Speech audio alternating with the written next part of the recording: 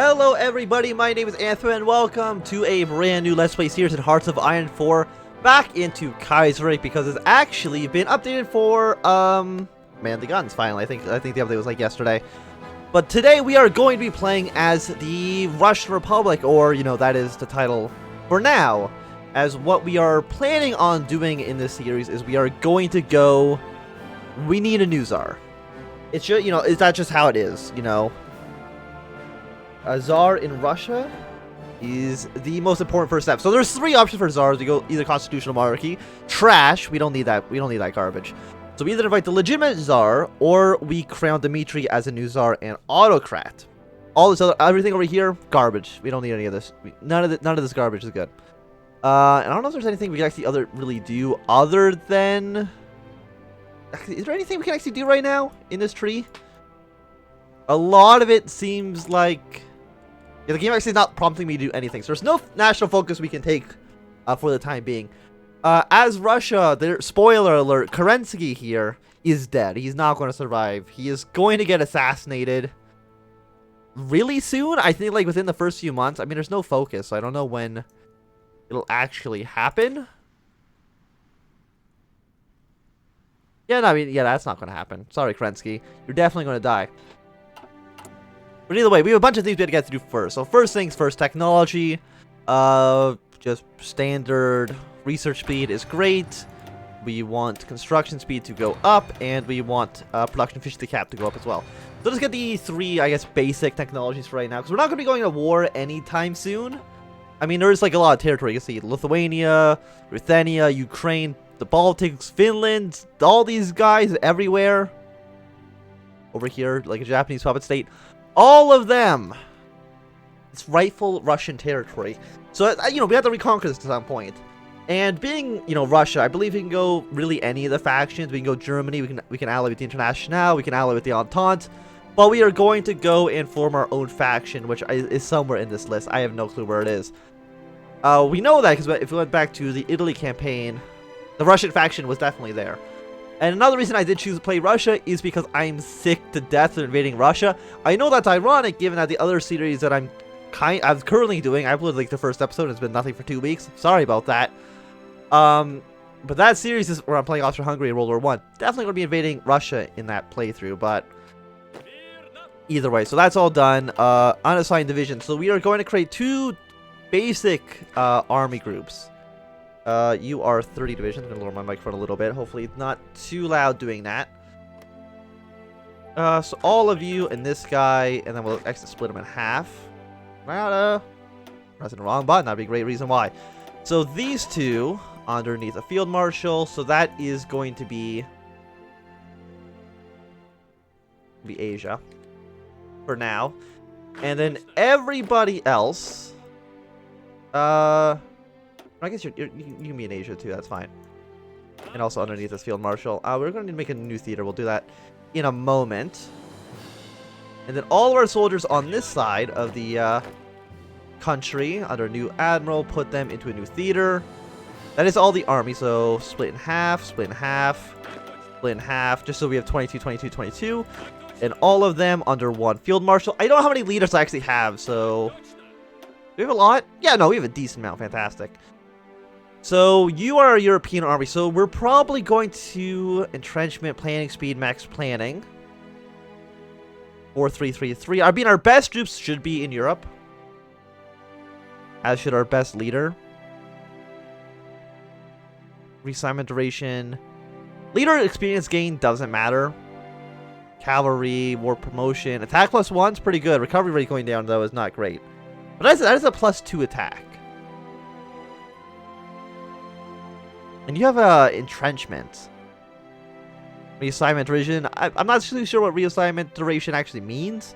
And leader experience gain, I actually don't care about that too much. So, I guess we're going to assign the guy with the +2 modifiers here. You can get the guy with the entrenchment. And then we are going to assign some commanders. Again, our best troops should be in Europe. So, who do we have? Attack. Oh, that's just a lot of attack here. Cavalry leader, you're an organizer, though. Erosion cost doesn't matter to me. Winter attrition. You are actually going to be really useful. We're probably going to invade somewhere in Finland at some point. You just have a lot of modifiers. Infantry division defense. Well, if this guy over here is going to be our defensive guy in Asia, so have you in charge here. You guys are getting pretty low, though. So we'll assign all of our 4-star generals into this front. You guys can have... Where's that one guy that had, like, decent defense? Max entrenchment's not bad. We'll have you here. Get the artillery officer, because why not? And you're the guys who are going to be around the Middle East. Do you have anything that's, like, desert? Like a desert focus? Cavalry leader. A lot of cavalry stuff. Cautious. You know what? Sure. I mean, there's no reason to assign a 1-star guy. Might as well assign everybody to at least be 3. So you guys are going to be on the Alash order. And for the most part, you're really just going to try to push for their capital, because I don't really know if there's really much they can do. So you guys be over there. You can be on Mongolia for right now. You are definitely going to be against the Japanese here. So Mongolia as well, really it's just going to be not really even moving in at all. You can move in like one province. We'll take this river here, push in, push up to this river, and then take the capital and up to the river. That's basically your objective. You don't need to push in that far. I believe just taking the city would capitulate Mongolia in the case of a war. And then you guys as well, you are going to try to push your way down here, up this river, and try to push your way down to there. So that's your basic plan at the moment. Yeah, I mean, that's fine. I'm sure nothing too bad will go on there.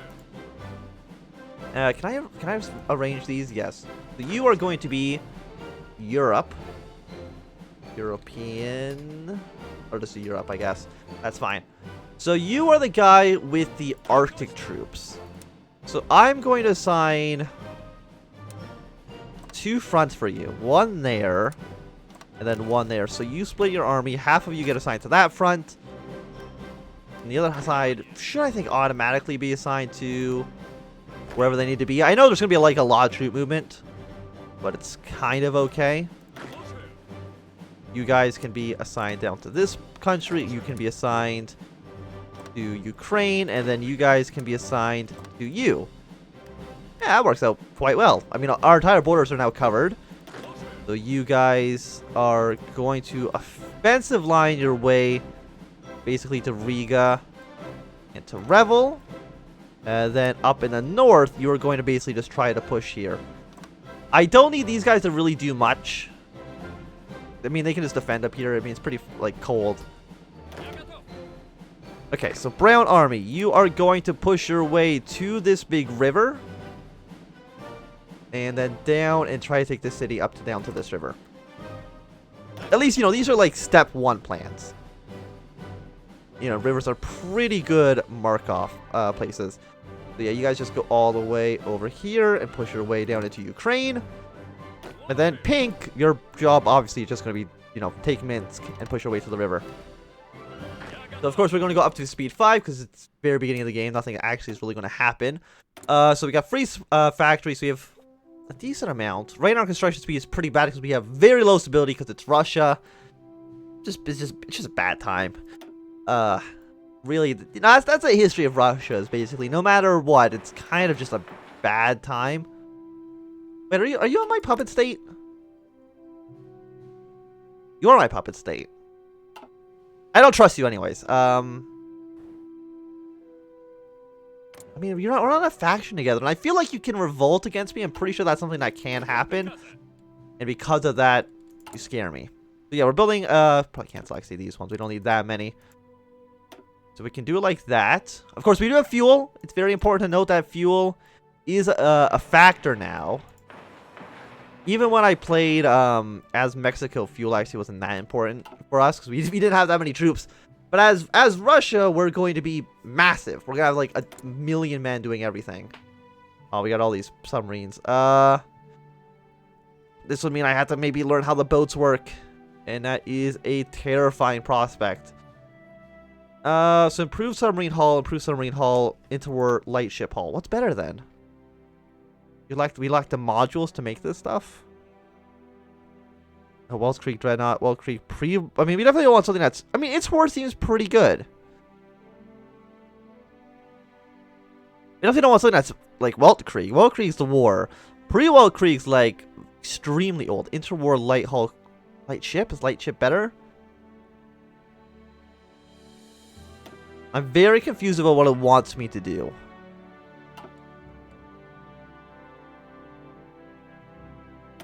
Improved submarine and interwar. Well, why are these not good? Okay, don't you? So I just want to choose this one. But I mean, they're so close to being produced. What about this one? If I put the submarine on here, will it'll tell me that it'll stop and that it's good? Thank goodness.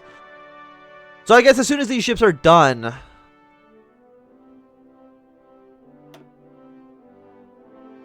Yeah, you know, make 100 of these. Everyone else can just... I don't care about. Submarines are pretty broken, as far as I know, in Hearts of Iron 4, at least at the moment. So, a troubled history. After the October Revolution, anti-Bolshevik forces started to consolidate across the former Russian Empire, leading to a massive rebellion against the Soviet Republic in Siberia and the Don and Kuban steppes. During the middle of 1918, the White movement has made considerable gains. It could not defeat the well-placed Red Army. Still dominated the Russian industrial heartland and transportation networks. The war changed when the German Empire, feeling the success of a dangerous ideology, intervened on behalf of the Whites in exchange for recognition for the Treaty of Brest-Litovsk. By January of 1920, both Moscow and Petrograd had fallen to the White forces, and a new Russian Republic was established in the former imperial capital. For the past 15 years, the leading political parties and the social revolutionaries and cadets have governed in an uneasy coalition under Kerensky, maintaining their power through electoral manipulation and a lack of serious political opposition. Today, Russia is becoming increasingly unstable, and other political forces are growing. They consider that now is the time for change, so the country may once again assert its power in the world. So yeah, we are definitely going to go for one of these, but I don't know which one. We're not allowed to do this yet. Rationalize the laws, imperial glory, Neoslavism, voice of the Tsar, rationalize law. Well, which one's going to be better, though?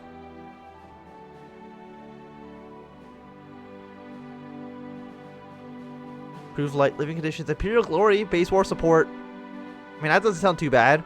Research speed, though, sounds really good. Ability plus 10%. These are both the same, don't matter.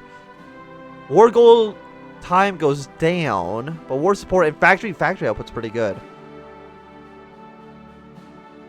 All in all, I think we're going to go to crown Dmitry when we have the opportunity to do so and become an autocratic republic, or whatever it would be called. The Russian Constitution of 1918, since it was signed in 1918, roughly a year after the fall of Nicholas II, the Russian Constitution defines the country's political institutions. The legislative branch consists of the State Duma, elected every 5 years, and the Senate consisting of senior nobles, statesmen, and scholars. Freedom and stability. Yeah, I mean, that, you know, why not? Sounds like a good time. So these will be done, you know, a few weeks. Russian economy, after the end of the Russian Civil War in early 1920, the Kerensky government, basically all these are basically shit's kind of fucked right now, and yeah, strengthen the economy. I mean, that sounds like a good thing. Okay, so January 6th did not take long. The sound of gunfire rings across the capital. Alexander Kerensky, president of the Russian Republic, has shot and killed. Wonderful. Again, that did not take very long. Can I do something now? No. But right now, the Senate's currently in charge. The aftermath of Kerensky. The assassination of the long-term president, Alexander Kerensky, has thrown the country into chaos, with the president gone. Governing coalition of cadets and Soviet revolutionaries have collapsed, and the four forces look ready to seize control of a broken nation.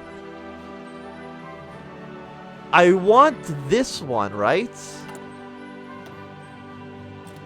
Shit, did I select the did I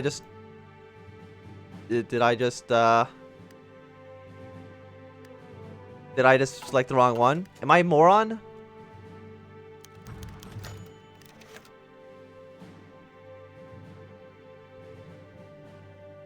Who did I put in charge? I think I just put the Menshevitz in charge. That's not what I want to do. How do I stop the Menshevitz? Can I go back? Can I just like load the autosave from January 4th? I'm a complete moron, I will admit. Don't put the Menshevitz in charge. That's not what I'm looking to do. Did anything change? I don't think so. Yeah, we were just reading all these things. Yeah, Kerensky's dead. Okay, so like nothing really matters. Head of government. We want Demetrius. Dmitry Romanov. The capital. I don't know. We didn't even get that option last time. So I think I clicked this one.